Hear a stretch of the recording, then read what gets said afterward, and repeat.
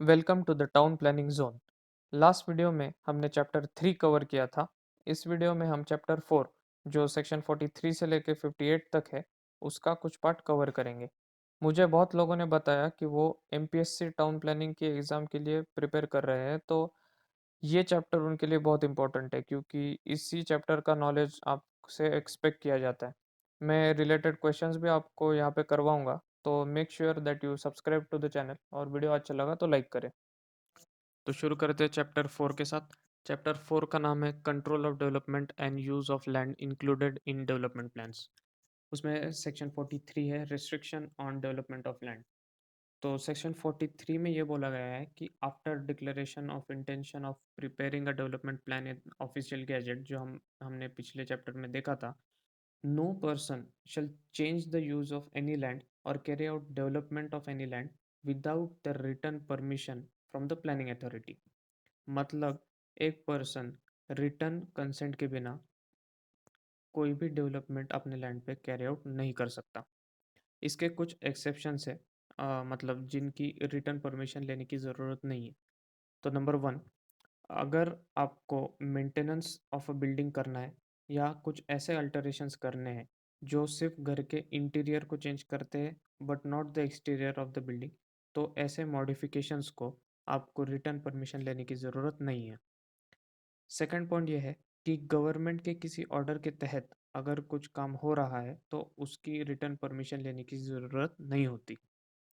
Number 3 में ये दिया गया है कि गवर्नमेंट उनके पावर में आने वाली चीज़ें विदाउट रिटर्न परमिशन कर सकती है।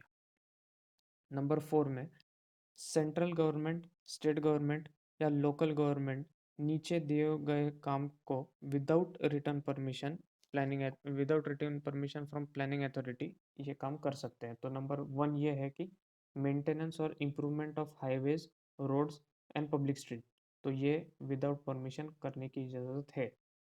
नंबर 2 में इंस्पेक्टिंग और repairing drains, sewers, main line including breaking open of a street for this purpose. तो रिपेयर करने के लिए जो रोड का ब्रेकेज वगैरह होता है तो वो ये कर सकते हैं without permission.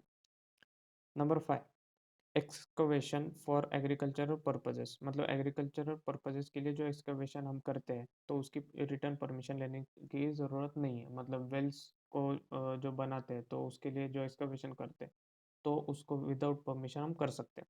Number 6, construction of a road intended to give access to agricultural land, ये बहुत इंपॉर्टेंट है।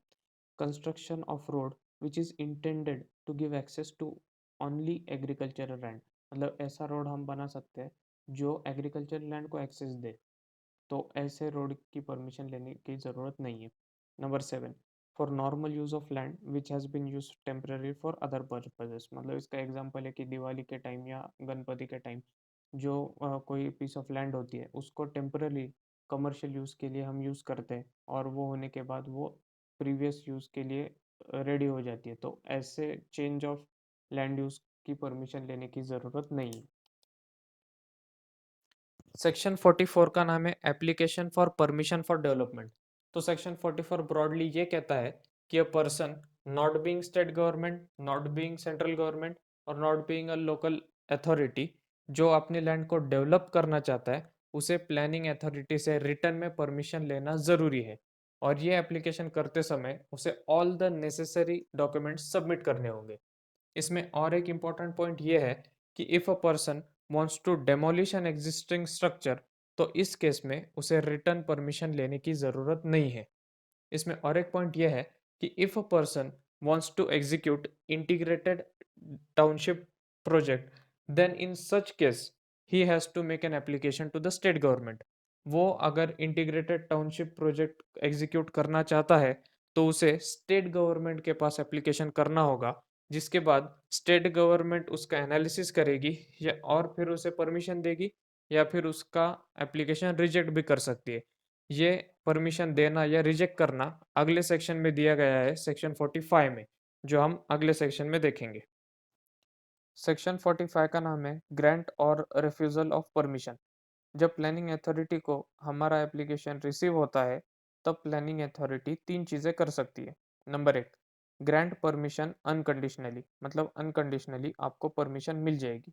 नंबर 2, रिफ्यूज द परमिशन मतलब आपका एप्लीकेशन रिजेक्ट हो जाएगा। या number 3, grant permission on special condition, जो स्पेशल कंडीशंस आपको बताए जाएंगे। अगर आपको अनकंडीशनल परमिशन मिली है तो जो आपको कमेंसमेंट लेटर मिलता है तो इसमें मेंशन्ड होगा कि you have been granted unconditional permission.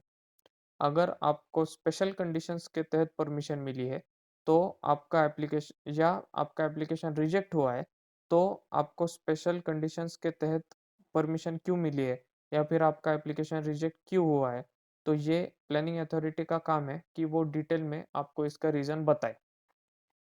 उसके बाद अगर एप्लीकेशन देने के 60 डेज तक प्लानिंग अथॉरिटी अपना डिसीजन आपको कन्वे नहीं करती, मतलब एक तो हमने एक्सेप्ट किया है, रिजेक्ट किया है या स्पेशल कंडीशन के अंदर हमने आपको एक्सेप्ट किया है, अगर ये डिसीजन प्लानिंग अथॉरिटी आपको विद इन 60 डेज नहीं देती तो ये समझा जाएगा कि आपको परमिशन मिल चुकी है। लेकिन ये बहुत इम्पोर्टेंट है कि ऐसे कंडीशन में हमने जो एप्लीकेशन किया है वो डेवलपमेंट कंट्रोल रेगुलेशन के रूल्स के अकॉर्डिंग है। ये बहुत इम्पोर्टेंट है। It must be strictly following all the provisions in the DCR.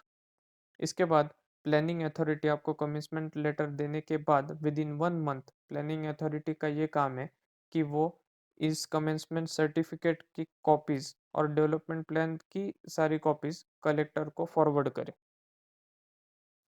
इस वीडियो में बस इतना ही। इसके अगले सेक्शंस में जल्दी बनाऊंगा और जो एमआरटीपी के इंपॉर्टेंट क्वेश्चंस है वो भी डालूंगा।